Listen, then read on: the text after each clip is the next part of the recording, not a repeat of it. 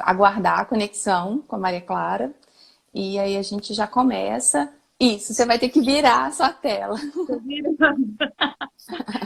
Vamos lá que a gente está nessa fase de aprendizagem mesmo, não tem muito o que fazer a não ser testar. E aí, virou minha tela? Não, não virou. Peraí. Aqui virou a câmera. Acho que eu vou ter que fazer Isso, assim. agora sim. Uhum.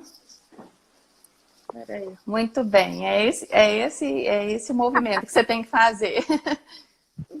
A gente não está sabendo, ainda mais que isso muda constantemente. As Pois tecnologias. é. Acabei de falar aqui que tinha a possibilidade de fazer pelo Facebook, não tem mais, fazer dupla, fazer live em dupla, assim, não tem mais jeito. Então, o Instagram ainda está mantendo, né? Mas como são empresas irmãs, eu acho que eles devem ter priorizado o Instagram.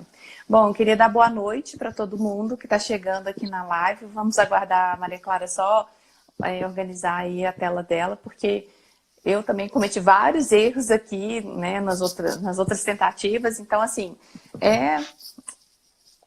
o que a gente tem para hoje é aprender, né? Engraçado. Bom, peraí. Pode falar. Não, eu tô me matando aqui só para achar um ângulo bom, porque Isso. Eu coloquei uma pilha de livros aqui na minha frente e coloquei um tripézinho para poder é ficar isso que eu tô fixo. fazendo. Isso, agora seu rosto está mais centralizado. É Isso. isso que eu tô fazendo. Ai, Ai, gente, meu muito Deus. obrigada, vocês que estão online nessa noite de domingo. Já já a gente vai começar. Eu vou fazer uma breve apresentação, porque a gente tem um limite que é de 1 hora, tá, Maria Clara? Então, senão a Ah, gente é beleza. cortado. Então, assim, Tá. vamos lá, pessoal. Essa é uma iniciativa da Jane Austen Brasil, da Jane Austen Society of Brazil.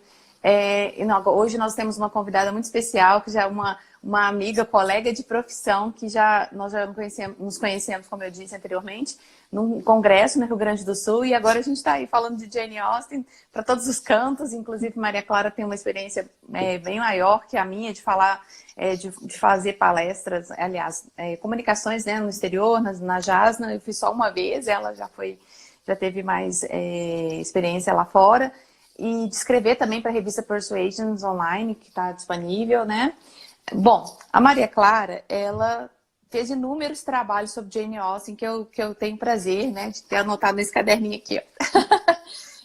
Durante a minha pesquisa de doutorado, eu li alguns textos da Maria Clara. Entre eles, eu li a tese de doutorado, que foi com o seguinte título: Orgulho e Preconceito no Século XIX, a Austenmania e a Fantasia do Final Feliz. É uma tese de estudos da linguagem da Unicamp.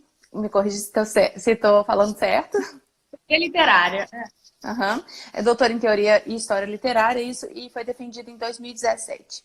Eu estou sem os dados aqui do seu orientador, então se você quiser só fazer essa ponte, agora estamos de fato online, pessoal. Muito obrigada pela presença. Obrigada a você, Adriana, pelo convite, para todo mundo que está me ouvindo. Adriana, você está me ouvindo bem? O áudio tá bom? Tá ótimo, a imagem tá perfeita. Vamos pedir ao santinho da internet que proteja essa conexão. Eu peço desculpas pelo meu atraso, porque é a primeira vez que eu estou fazendo isso. Eu não tinha Instagram, eu fiz uma conta agora, enfim, estou descobrindo tudo isso com vocês, nessa confusão aí da gente transformar todas as nossas práticas em práticas de atividades remotas, EAD, enfim, eu estou descobrindo várias ferramentas, né, que a gente nem sonhava que existia. Então, como a Adriana falou, o meu doutorado foi lá na Unicamp, no IEL, na área de Teoria e História Literária, com o professor Fábio Durão, que foi o meu orientador. Eu vi uma pergunta aí, sim, se vocês entrarem no site da Unicamp, no repositório de teses, colocarem meu sobrenome lá, vai aparecer umas teses de Química, que é o meu irmão, não tem nada a ver comigo. E aí vai aparecer a minha tese sobre a Jane Austen, vocês podem pegar lá. Tem uns outros artigos também que eu publiquei em revistas aqui no Brasil, e tem também alguns que estão publicados na revista da JASNA, que é a Jane Austen Society of North America, né? Está disponível também na internet, mas aí é em inglês. Quem lê e quiser me escrever depois dando feedback, eu vou adorar, porque Ótimo. eu adoro receber as pessoas, perguntas das pessoas, enfim. Depois, no final, eu posso deixar o meu e-mail para vocês entrarem em contato comigo e tal. Boa ideia. Nós vamos falar hoje sobre as fanfictions, que é um tema que agrada muitos fãs de Jane Austen aqui no Brasil. E a gente vai fazer também um recorte sobre esse carinha aqui, olha. Sobre o Mister Darcy, essa Darcy mania aí que tá rolando há muitos anos já, em torno desse personagem criado por Jane Austen, imortalizado, né, nas telas de cinema e de adaptações para televisão. Então, Maria Clara, eu vou deixar, como a gente já se conhece, já tem mais ou menos um ritmo uma da outra, assim, sabe, né, somos acadêmicas, as nerds da Jane Austen. Bom, eu vou deixar com você a palavra, eu tenho algumas anotações, né, da sua tese, fiz para casa, né? E aí eu vou deixar a palavra com você. E aí, a partir do momento que se eu perceber alguma pergunta assim, que dá para ser encaixada neste momento, aí eu já coloco. Beleza. Eu pensei em fazer isso, falar mais ou menos uma hora não, meia hora. E aí, se você puder ir anotando as perguntas, o que encaixar, você pode me Ótimo. interromper. E coisas que você achar que entra melhor no final, aí depois eu comento, tá? Ok. Bom, gente, então vamos lá. A minha pesquisa foi sobre a popularidade da Jane Austen hoje, mas eu foquei o meu estudo mais nos Estados Unidos, né? Porque no Brasil é um negócio que veio muito mais com o filme de 2005, então nos Estados Unidos ela tinha pelo menos uma década a mais. Digamos assim, a fonte de informação que eu escolhi para estudar a popularidade da Jane Austen foi a fanfiction. Porque eu achei que a fanfiction ia me dar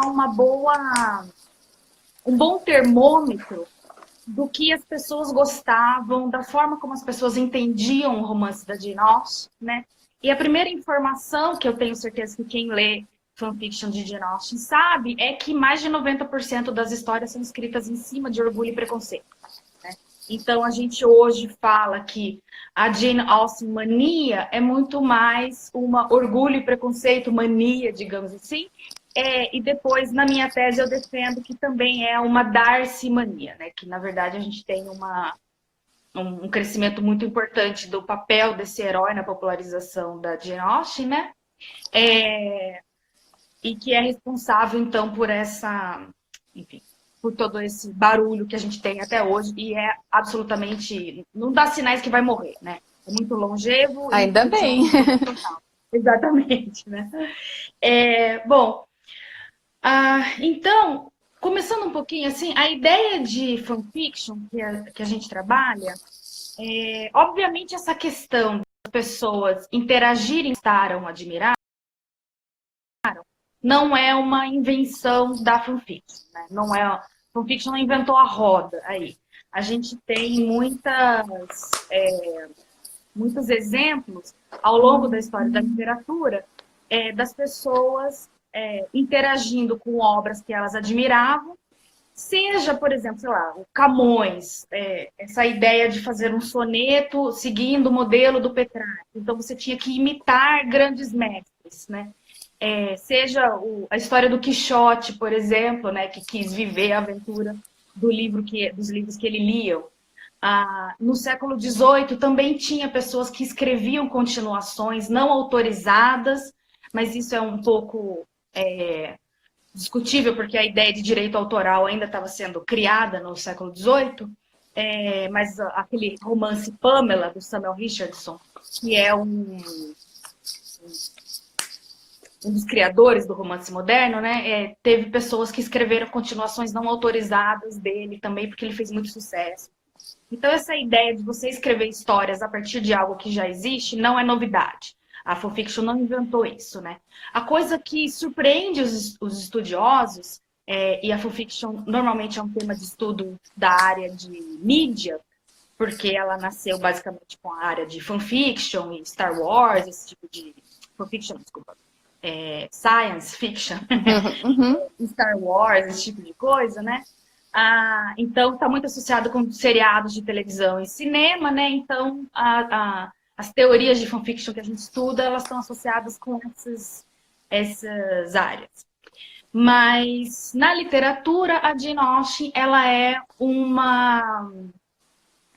caso muito interessante para ser estudado, porque a Jane Austen é uma autora absolutamente respeitada dentro da academia, de língua inglesa principalmente, né? Ela é considerada... Primeiro vem Shakespeare, depois vem basicamente a Jane Austen, em termos de importância da literatura inglesa. Mas ela também é extremamente popular fora, né? Todos os filmes que fazem, todas as adaptações viram imediatamente blockbuster, né? Tem um público muito fiel, enfim. Então, essa dualidade de uma autora extremamente respeitada no âmbito acadêmico e uma autora extremamente popular fora das universidades também é uma coisa que chama a atenção e aí leva para essa surpresa da Jane Austen Fanfiction, que é um movimento muito interessante, então, de produção de histórias a partir da literatura, não de cinema, né? Bom, o que é diferente na Jane Austen Fiction também é que, além dela existir com muita força na internet, e aí a gente tem né, alguns sites, depois eu posso passar essas indicações para vocês, né? O Republic of Pemberley, o Happily Ever After, de histórias da Jane Austen na internet, disponíveis gratuitos, mas o que mais chama a atenção é que eu acho que é só sobre Jane Austen. De vez em quando tem outros casos, mas é com muito mais força sobre Jane Austen. É a existência da fanfiction publicada como livros, tá? Então, assim, eu tenho alguns exemplos aqui. Esses são os antiguinhos, tá? Esse aqui é da Julia Barrett, 1993, chama Presumption. Uhum. Esse aqui é da Emma Tennant, chama Pemberley, de 1996, eu acho. Então, você tem essa fanfiction comercializada em livros, em papel. E aí, depois, quando veio o advento do e-book, né? E principalmente pela Amazon, que aí você tem esse serviço do Kindle Unlimited, você assina e pode ler aquelas obras gratuitas, como se fosse uma biblioteca, né? Teve um boom dessa comercialização de fanfiction via e-books, né? E isso é uma coisa muito interessante. Então, a gente tem esses dois universos, a fanfiction da Jane Austen na internet e a fanfiction da Jane Austen como romances publicados, disponíveis nas bases, por exemplo, da Amazon, o do Kobo, esse tipo de coisa, né? E são experiências de leituras diferentes, né? Se a gente pensa a cultura da fanfiction, quando a gente pensa naquelas tags, né? Então tem o título da história, o autor, aí tem aquelas tagzinhas, né? Que fala assim, essa história, por exemplo, tem as categorias, né? É uma viagem no tempo, tem o final feliz, vai aparecer um personagem, com um personagem secundário, enfim. Então, todos esses tipos de tags, de categorias, né? Elas direcionam a nossa leitura de fanfiction. E aí você consegue ler sempre aquilo que você gosta. Então é um pouco menos arriscado do que você pegar um romance, né? É como se a gente não precisasse mais daquele ditado de julgar um livro pela capa, né? Uhum. Agora a gente julga uma fanfiction por essas tags para ter certeza de que eu vou gostar daquela história, né? Então é uma leitura muito mais direcionada. Se você pega os livros, né? Você arrisca um pouco mais, mas você também tem as resenhas que as pessoas escrevem na Amazon, as avaliações no Google Goodreads, né? Então, assim, há sempre uma maneira de você direcionar para aquilo que você quer, né? E isso é o que eu estudei para tentar entender a recepção da Jane Austen, né? A popularidade das histórias de fanfiction, para mim, era um termômetro para indicar o que as pessoas realmente gostavam na Jane Austen, né? E aí, então, aproveitando para fazer o gancho por que o título da Darcy Mania, eu cheguei à conclusão que o que as pessoas gostavam era do Darcy. Obviamente, todo mundo gosta da Elizabeth, porque ela é uma heroína encantadora, né? Mas o que eu observei é um crescimento muito forte do apelo do herói, né? E do foco nas modificações dele. Na fanfiction, normalmente, a Elizabeth, ela permanece mais ou menos parecida com o original, né? Os escritores, os fãs escritores, né? Eles não mexem muito na Elizabeth, mas eles mexem muito no Darcy. E aí, isso eu achei interessantíssimo, né? Tem mais ou menos 2 padrões. O primeiro é você criar histórias com um Darcy um pouco mais piorado, assim, super arrogante, super mal educado, grosseiro, tal, para que aquela modificação que acontece nele no original, depois que a Elizabeth dá um tapa na cara dele com luva de pelica, né? E aí depois ele passa por todo aquele processo de reconhecimento dos seus erros e começa a mudar, né? Mas a gente tem sempre que lembrar que ele não é perfeito, né? Porque se ele fosse perfeito, ele não seria um personagem da Jane Austen, que detestava personagens perfeitos, né? Então, mas ele começa o livro de um jeito e termina modificado, né? Ele precisa erguer o conhecimento de si mesmo, né? Para ele ser digno da Elizabeth, né? Então, tem fanfictions que piora ele para que esse movimento de melhoria do Darcy, uma melhoria que foi feita por amor, seja ainda mais direta, ainda mais visível.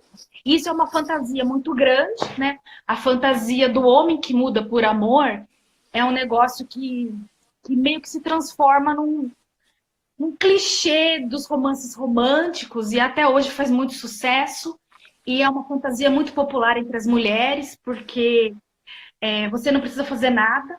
Você, como mulher, né, simplesmente aquela pessoa vai lá e se apaixona por você e o seu amor cura ele dos seus defeitos.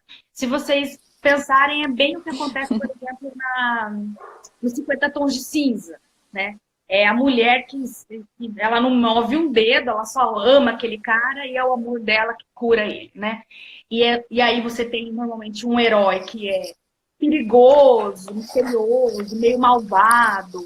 É um modelo que também é muito colado em Jane Eyre, né? No Mr. Rochester do Jane Eyre, né? E aí, então, você tem esse herói que você não sabe muito bem o que ele é, né? Mas como nós, leitoras, já conhecemos muito, muito bem esse modelo, a gente sabe que no final ele vai ser curado e que vai acabar tudo bem, né? Então, é aquele modelo da Bela e a Fera, digamos assim, né? Que no final você sabe que a fera vai virar príncipe. Ou, né, a princesa e o sapo, digamos assim. O sapo vai virar um príncipe também, né? Então, isso é uma coisa muito comum, né, em fanfiction do Darcy. Mas mais comum ainda, e isso sempre me deixou muito curiosa, é as correções. A tentativa de justificar esses defeitos que a Jane Austen não colocou no Darcy à toa. Né? Ele não é arrogante à toa, ele não se acha a última bolachinha do pacote à toa. Né? Ela precisa desses elementos para fazer caminhar a trama dela. Né?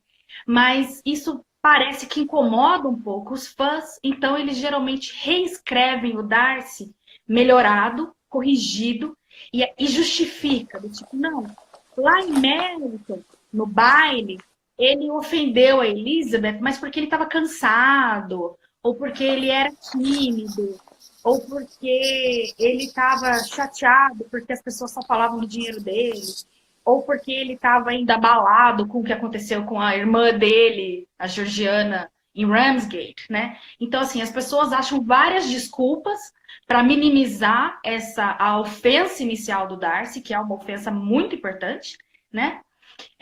Pro andar da história, essa ofensa é muito importante, mas os fãs tentam dar uma minimizada para deixar ele menos pior, né?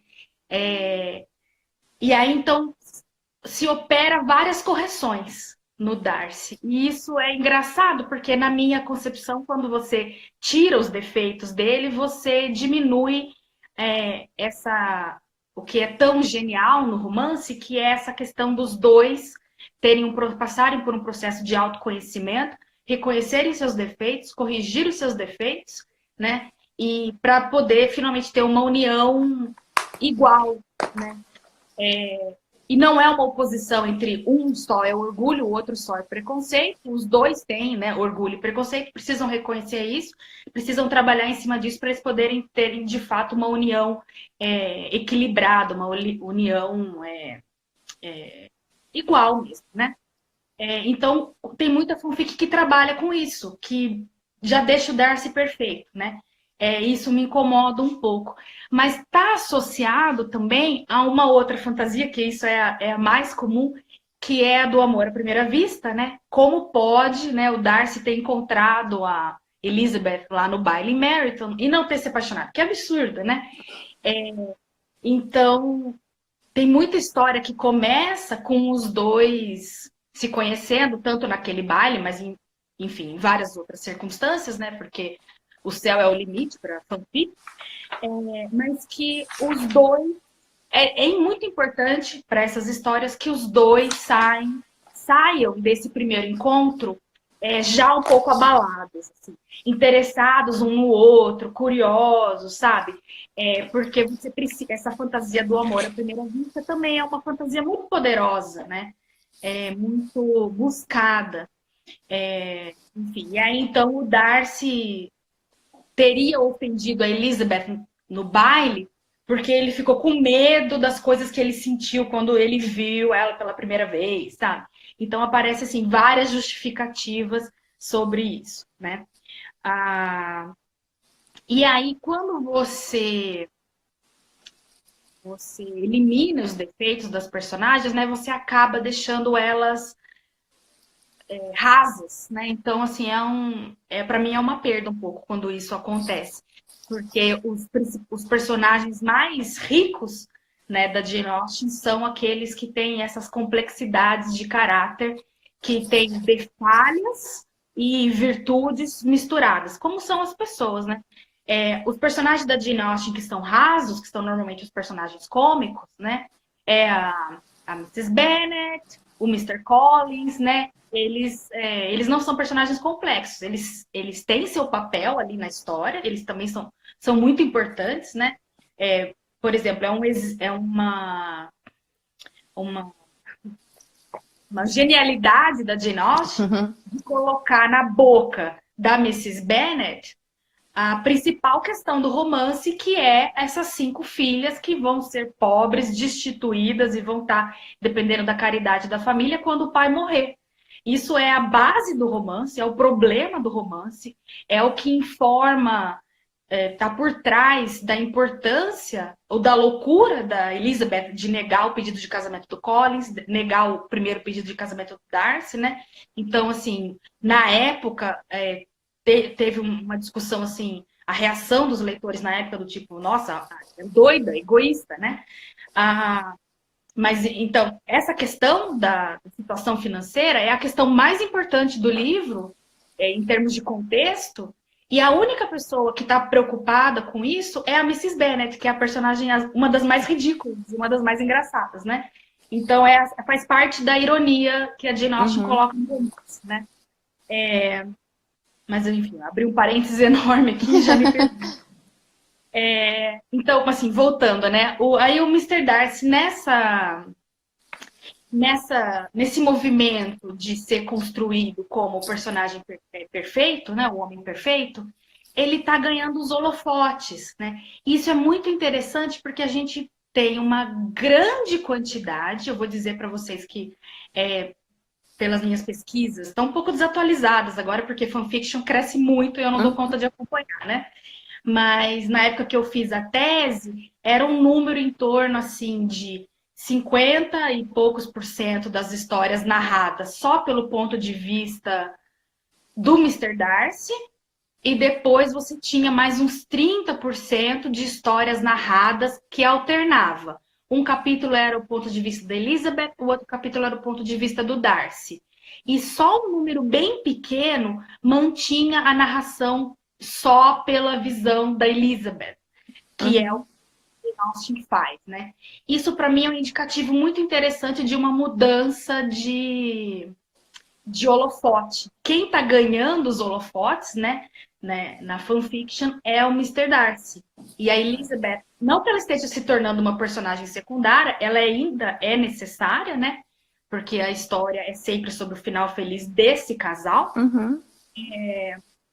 Mas o interesse está no Darcy, né? E isso é resultado direto, aí todos os críticos vão concordar, é um resultado direto do seriado de 1995 do Colin Firth, né? Como Darcy. Que o roteiro do Andrew Davis foi o primeiro que coloca o Mister Darcy como gente como a gente, como humano, digamos assim. E tem várias entrevistas do Andrew Davis falando que ele tinha esse objetivo.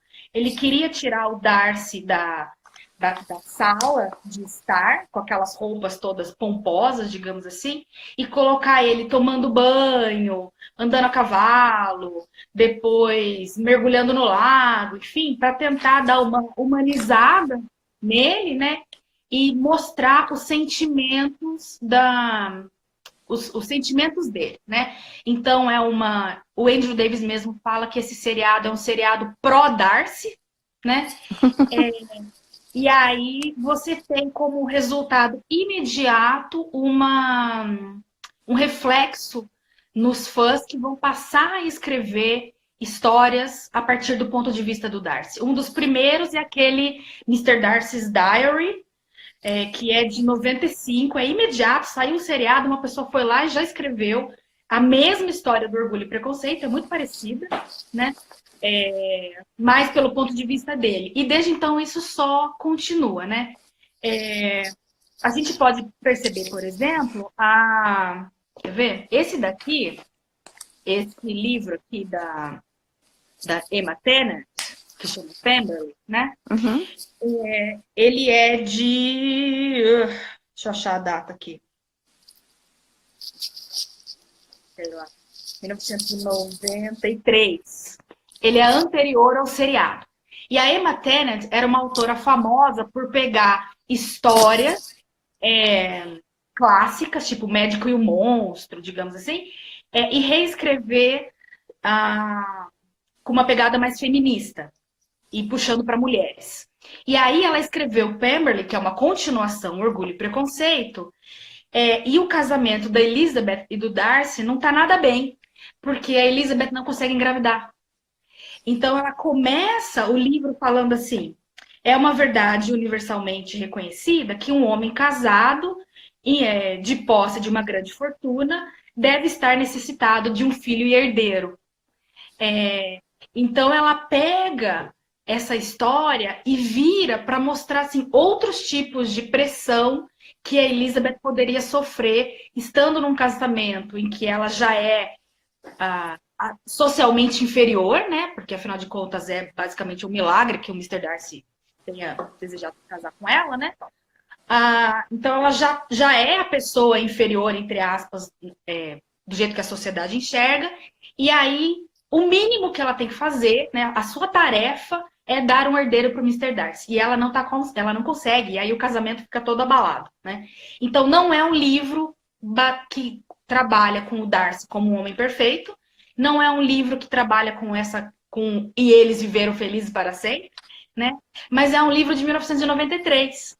Hoje, essa história não é possível, não cabe mais, né? Não existe. Se tem uma coisa que é obrigatório na fanfiction do Orgulho e Preconceito, é o final feliz do casal principal. Eu encontrei... Alguém perguntou se tem em português? Acho que eu saiba não. Eu encontrei uma história só, que eu fiquei chocada, que eu acho que chama Redemption. Eu esqueci o nome da autora, eu posso passar depois a referência, que é um Mister Darcy absolutamente de luto, porque a Elizabeth morreu no parto do primeiro filho deles, e ele é viúvo, e aí ele tá em busca, enfim, ele usa drogas, ele tá absolutamente... Meu Deus! O que é compreensível, né? Ele estar de luto, não usar drogas, mas enfim. Ele tá absolutamente abalado, que perdeu o grande amor da vida dele, né? Mas a história começa com ele totalmente autodestrutivo por conta desse sofrimento, e depois como ele vai se curando e no final ele acaba casando com uma outra pessoa e tendo uma vida feliz, assim. Não é um final magnânimo, mas é uma vida feliz. Então é o único exemplo que eu achei na minha pesquisa toda de uma história que não tinha o final feliz do Darcy com a Elizabeth. Mas eu achei, assim, também interessante que nesse um caso, a pessoa escolheu tirar a Elizabeth e não tirar o Darcy, né? Uhum. Então, eu achei muito significativo também dessa coisa de como o Darcy está ganhando muito mais a importância na interpretação que as pessoas fazem desse romance. As pessoas vão ler Orgulho e Preconceito por causa do Darcy, né? Ou por causa do final feliz dessas duas pessoas. Sendo que no fim do século XIX, quando a Jane Austen teve a primeira onda de fãs, né, que a gente chama os primeiros Janeites, né, naquele momento as pessoas só falavam da Elizabeth, né? Então a gente tem uma reviravolta em 100 anos de percepção, de interpretação do romance, de quem é importante nesse romance, né? Um outro exemplo é uma trilogia chama Fitzwilliam Darcy Gentleman. São 3 livros. Eu esqueci o nome da autora, depois eu passo para vocês também, desculpa. Que a mulher escreve toda a história do Orgulho e Preconceito pelo ponto de vista do Darcy, mas escreve, então, 3 romances sobre a mesma história. A Jane Austen escreveu um só, né? E o segundo volume se passa entre aqueles meses de separação que o Darcy foi embora de Netherfield, depois do baile, e aí depois eles só vão se reencontrar de novo na casa da Lady Catherine, né? Em março ou abril. Então, de novembro a abril, são aí 4 meses, mais ou menos, que a gente, no original, não sabe o que o Darcy está fazendo, onde ele está, o que ele está fazendo, né? E aí essa autora escreveu um romance só sobre isso, né? Então, a história, obviamente, é sobre o Darcy e a Elizabeth, Orgulho e Preconceito, mas você tem um volume inteiro que a Elizabeth nem aparece, né? É esse daí mesmo, que começa com An Assembly Such as This. É esse daí, que a Uhum. Duda perguntou. Então você tem um livro inteiro que foca no Darcy e a Elizabeth tá só na lembrança dele, no que ele tá pensando, enfim, né? Então, isso para mim também é uma outra evidência da força, né, desse personagem. Adriana, como é que tá meu tempo aí? Isso, Como é que tá? desculpa, gente, que gagueira que deu Imagina. aqui agora. Eu acho que você está indo muito bem. Eu tinha grifado algumas coisas aqui na resenha que eu fiz da sua tese. Eu tenho esse costume de todo texto que eu leio, eu escrevo alguma coisa, independentemente de se for acadêmico ou não. Eu dou uma pincelada dos meus caderninhos. Eu tenho vários caderninhos separados por assunto, obviamente. Bom, eu acho que a gente pode. O que você está falando tá muito coerente. Eu tenho umas perguntas aqui que eu já tô assim, ai meu Deus, eu preciso falar. Muita gente tá comentando realmente sobre, eu posso dizer, exagero de atenção em cima do Darcy. Aí eu tenho uma pergunta para te fazer que tem a ver com o que você está dizendo.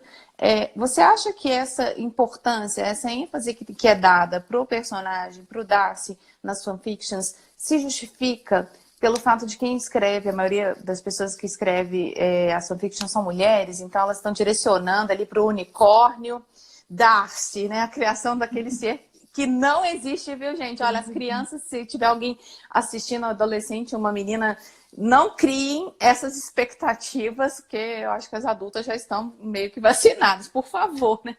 Mas você acha que tem alguma ligação, o fato desse destaque do Darcy nos livros pelo fato das pessoas que escrevem essas fanfictions serem mulheres? Olha, eu acho que sim. Eu acho que o Darcy, junto com o Rochester, da Jane Eyre, e até o Heathcliff também, do Morro dos Ventos Uivantes e tal, vários heróis dos romances do século XIX foram transformados em modelos para romances românticos que depois desencadeou nesses livros da Avon, aquelas séries Júlia, Sabrina, que tinha Uhum. antigamente, né? Que o pessoal chama pornografia para mãe, né? E eles foram usados como modelo. E aí, então, você tem essa literatura, digamos assim, de escape, né? Em que você constrói homens que não existem, obviamente, né? E que não existem nem nos livros em que eles foram escritos. É bom deixar claro que nem as irmãs Brontë, nem a Jane Eyre escreveram personagens perfeitos, mas eles foram transformados, ressignificados, né? E isso é Uhum. uma fantasia muito poderosa, é uma fantasia, porque o poder do romance, aí eu tô falando do gênero do romance, é a possibilidade que você tem de se colocar no lugar de uma personagem e viver aquela história como se fosse sua, né? Essa É. relação de vicariedade, né? Que o pessoal da teoria literária chama, né? Então você experimenta aquela história como se fosse com você, né? Então, no caso de uma fantasia de um homem perfeito, isso obviamente vai ter um apelo muito maior para as mulheres, né? O Uhum. que eu acho curioso, né, e que várias críticas literárias, mulheres também já notaram isso sobre esse fenômeno, é que hoje a gente já está numa sociedade que já passou por 3 ondas de feminismo, as mulheres já se libertaram de várias coisas, já trabalham, já votam, já fazem um monte de coisa. Obviamente tem muito ainda, né, o que melhorar, é, mas Uhum. ainda a gente não conseguiu escapar desse tipo de fantasia. Então, assim, de novo, o sucesso de um romance como o 50 Tons de Cinza é uma coisa que me deixa bem, assim, assustada até, porque ele propaga, inclusive, esse discurso de que a mulher pode curar o homem com o seu amor. E quantas pessoas estão presas num relacionamento Isso. abusivo, né? Num relacionamento com um homem que elas deveriam sair correndo, porque elas acreditam nessa Uhum. fantasia. Então, respondendo a sua E, pergunta, eu acho que sim, né? Tá relacionado uhum. ao o público Entendo. consumidor e o E, público escritor de fanfiction são mulheres. verdade, tem também esse olhar para quem vai consumir, quem vai ler essas histórias, né? E tem uma questão aí que você falou, eu fui ler aqui um comentário e me perdi. Sobre esse empoderamento da mulher hoje, mesmo a gente tem vários casos aí, a mídia sempre, os jornais sempre mostram os casos de abuso, como você disse mesmo, apesar de termos passado por 3 ondas, né, feministas na nossa história, a gente ainda tem esse magnetismo, esse homem perfeito, ele é um imã assim que atrai, talvez pela nossa criação, eu ouso dizer até a nossa geração, inclusive, ainda está presa nesse unicórnio, tá, gente? Eu estou chamando de unicórnio porque é uma coisa que não existe. Por favor, meninas, sejam conscientes. Quando a ideia aqui que eu queria desenvolver ela voltar, eu te chamo novamente para falar disso.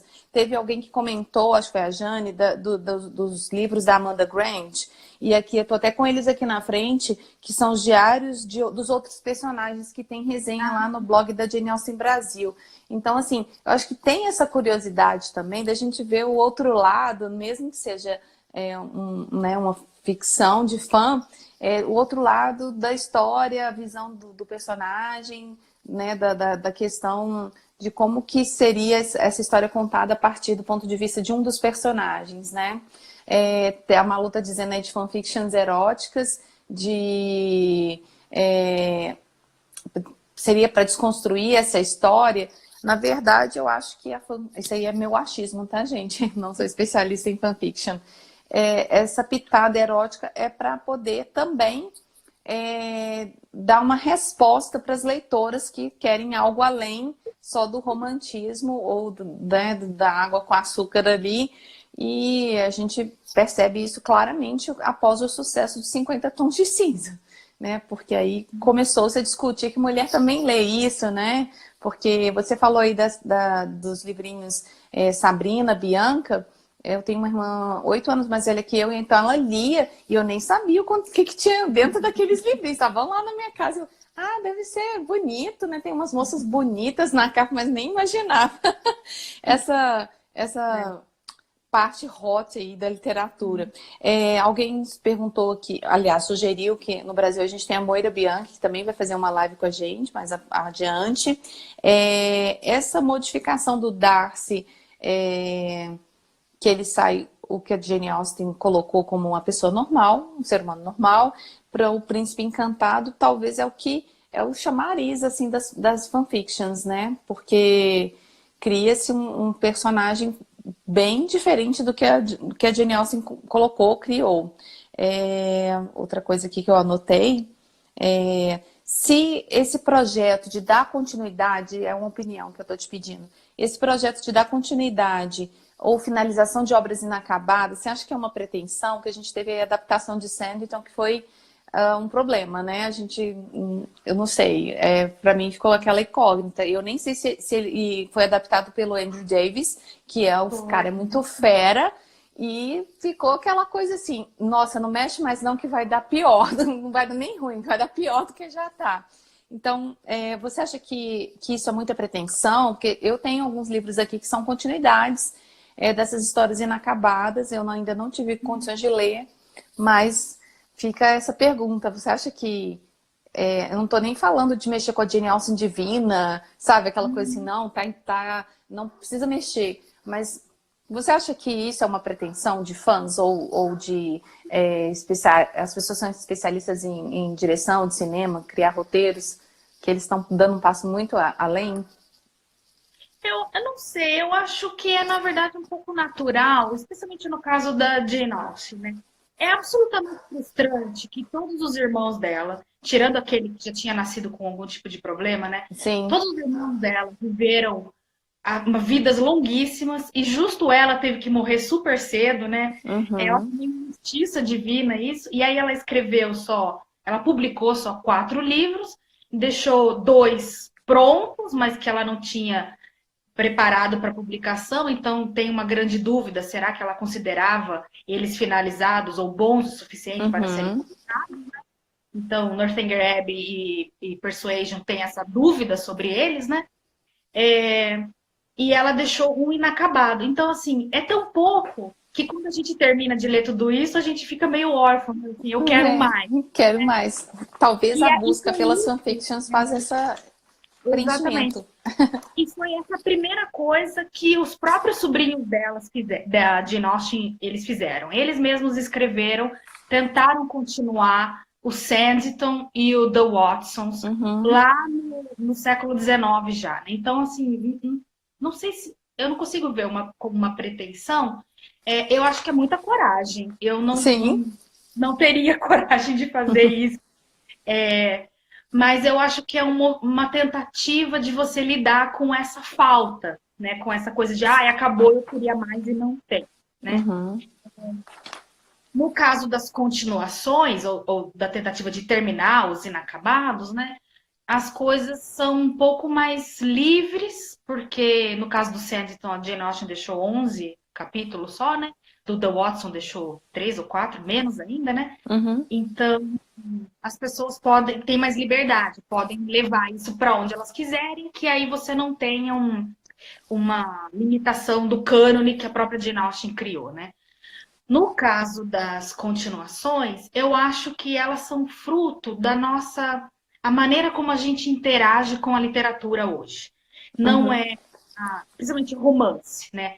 Não, a gente não lê mais romance para instrução, para elevação espiritual, porque a literatura teve vários papéis ao longo da história, né? Teve catarse, né? Várias coisas que você podia fazer através da leitura, né? E hoje a gente lê por entretenimento e por amor, né? Então tem um livro da Deirdre Lynch, que é uma professora de Harvard, que ela faz um pouco essa história de como a nossa relação com a literatura hoje é uma relação de amor. E se é uma relação de amor, obviamente você tem o surgimento da figura do fã, né? E aí, se você ama uma coisa, você quer mais dela, né? Então, me parece um pouco natural isso. Se você junta com a facilidade que a internet criou, né? O fato de que a Jane Austen está em domínio público, então você não vai ter ninguém brigando. Você pode escrever o que você quiser, que ninguém tem o direito autoral sobre isso, né? É diferente de fanfiction sobre enfim, Outlander, ou essas coisas que fazem isso, Sim, Crepúsculo, enfim, né? Que os autores podem processar as pessoas, enfim, né? entendo. Se eles quiserem. Harry Potter. Ah, então, eu acho que é um resultado da falta, né? Da Jane Austen ter escrito pouco, em relação ao que a gente gostaria que ela tivesse escrito, Sim, né? com certeza é uma lástima. Exatamente. Poxa. Junto com essa cultura, a forma como a gente interage com a literatura hoje é por amor, digamos assim, né? Uhum, Essas duas coisas misturadas leva a esse sentimento de, de falta, de um buraco, um vazio. Você termina um livro, você fica com aquela sensação de órfão, né? E aí você quer uhum. mais, né? E aí a fanfiction, ela é viciante nesse sentido, porque Sim. você quer ler porque você quer mais daquela experiência que você teve, mas ela é impossível, né? Você nunca Uhum. vai repetir. Não é porque ela é diferente da Jane Austen que ela é impossível, mas porque é impossível você ler, você ter a experiência da primeira vez de novo igual, Sim, né? verdade. Então, assim, ela é essencialmente impossível, né? Então, você quer ter aquela experiência, mas você lê, não é igual, aí você procura outra, mas você gosta, Uhum. procura outro, procura outro, procura outro, né? Então, enfim, se torna um círculo vicioso isso, né? Sim, você falou uma coisa interessante que eu me lembrei. Essa continuidade que eu faço das obras da Jane Austen, eu faço repetindo 10.000 vezes, assistindo as adaptações para o cinema, para a TV, porque é uma forma de meio que congelar ali aquele momento, aquele personagem, não sei, assim, eu escolho, por exemplo, acho que é quase uma unanimidade, o Coronel Brandon, do Alan Rickman. Então, assim, você quer assistir não pelo Edward Ferrars do Hugh Grant, mas sim pelo Alan Rickman, que é fantástico, né? Na roupagem que ele deu para o Coronel Brandon. Eu tenho uma anotação aqui que também está ligada com essa Darcy mania, que você falou na sua tese sobre a Saint Jane versus a Pop Jane, ou seja, a Jane Austen imaculada e a Jane Austen como produto cultural. E eu acho que isso que prejudica um pouco a leitura ou a visualização, a gente assistir as adaptações, igual nós tivemos aqui no Brasil, porque a gente associa sempre a Jane Austen como imaculada e não pode ser adaptado no Brasil, né, na região cafeeira, assim. Ai, que absurdo ter outros conflitos ali que não existiam no livro, mas a adaptação, gente, assim como tradução, é uma leitura de quem está fazendo. Não dá para entrar dentro da cabeça da Jane Austen e fazer tudo idêntico, porque a cada vez que se ela pudesse fazer isso, ela faria diferente, ia sair diferente, né? Então, ia depender muito do momento de vida dela para ela falar assim, não, eu quero um Darcy Colin Firth, não, eu quero um Darcy Matthew McFadden, sei lá. Aí eu queria que você falasse um pouco sobre esse culto que existe, sobre a Jane Austen Imaculada, ou a Santa Jane, né, que seria a tradução mais fácil aqui. Pois é, essa Santa Jane, ela é resultado de um processo que, lá do século XIX, de controle e edição da imagem dela, né, pela família, porque Uhum, afinal de contas, uma mulher escritora não era uma coisa muito bem vista, né? Então essa família teve que cuidar bastante de que imagem da Jane Austen que ia ficar para a posteridade, né? Tem essa lenda que a gente não sabe se é verdade ou não, que a Cassandra queimou boa parte das cartas da Jane Austen, né? A gente uhum, sabe que ela censurou bastante, uhum. mas que ela queimou de propósito para não, enfim, não ficar para o Já futuro, é um né? outro mito aí que se cria em cima, É um né, da mito que pode Cassandra. ser que sim, pode ser que não, enfim. Mas o Na tese resultado da desse... Renata, que você conhece, desculpa, na tese da Renata, que ela ainda está fazendo as correções sugeridas pela banca, posteriormente eu vou divulgar o link quando ela publicar, ela fala sobre essa responsabilidade que é atribuída à Cassandra. E, na verdade, tem um sobrinho da Jane Austen que ele é o que estragou tudo, porque ele começou a Lord Bracknell. vender as cartas e começou a vender recortes, sabe? Ele foi pensando só no financeiro mesmo. Então, essas cartas, assim, a responsabilidade... Depois que eu li a tese, eu falei, poxa, que justo, ela conseguiu achar nas pesquisas que ela fez uma outra pessoa para esse peso não ficar nas costas da Cassandra, porque ela é uma querida para mim. Só que aí fala, poxa, mas ela estragou tudo, né, que a gente podia ter um perfuminho de Jane Austen na modernidade, e na verdade não foi bem assim. E eu acho que também os fãs, eles ficam procurando uma Jane Austen que talvez não existiu. Aí, não, ela queimou porque a Jane Austen era da treta, ela devia ter tido vários rapazes, assim, né? Ela deve ter tido vários pretendentes. Estou tentando colocar o fone mais perto, que meus cachorros os cachorros da vizinhança começaram a fazer uma sinfonia aqui já. Tem uma outra coisa que eu queria te perguntar.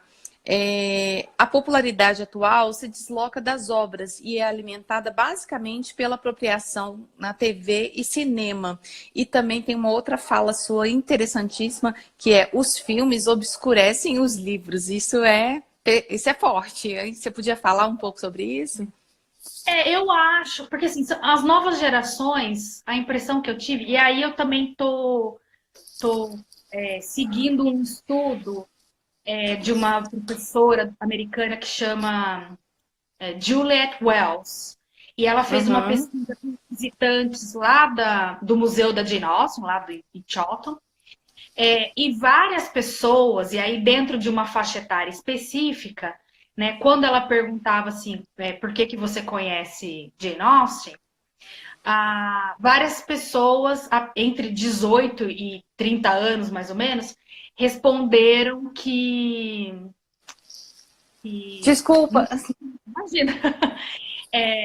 Nunca tinham lido, eles adoravam Jane Austen, mas nunca tinham lido nada. Eles só gostavam bastante dos filmes, né? Então, a Juliette Wells analisa esse paradoxo de uma pessoa se intitular fã de Jane Austen sem nunca ter lido nada dela, né? Então, você tem uma geração que com certeza conheceu Jane Austen primeiro pela adaptação e depois por ler. E aí, obviamente, a adaptação, como você bem disse, é uma escolha, né, uma construção, ela influencia a leitura que essa pessoa vai fazer do romance, né? Então, uma pessoa que assistiu o seriado de 95 com Colin Firth e depois vai ler Orgulho e Preconceito, vai muito mais já procurando esse Darcy humanizado, que não tá lá, né? Uma pessoa que viu o filme de 2005, da Keira Knightley, que é um filme que as pessoas chamam que é a brontenização da Jane Austen, né? É um filme mais escuro, tem aquelas cenas meio bregas da chuva e tal. Então, assim, aí as pessoas vão ler e isso a Juliette Wells registra no estudo dela, né? Depois que elas vão ler o romance, elas ficam decepcionadas. Tipo, mas o pedido de casamento não foi na chuva, não, foi na sala tinha de que estar, chover. sabe? Então, assim, porque as coisas de Austen são muito mundanas, são muito corriqueiras. Não tem esse dramalhão todo que as adaptações vão inserindo, né? Não tem nada de nudez, sexo, obviamente, também, né? Mas também não tem esse drama, né? E aí, então, com Lady Jane Austen, elas ou ficam decepcionadas porque não encontram isso nela, ou ressignificam coisas que elas encontram para fazer sentido dentro desse negócio que elas já vieram junto, entendeu? Então, uma adaptação é como um óculos que você coloca na cara e você não tira. É impossível tirar depois para ler o romance, né? Então, sempre vai influenciar.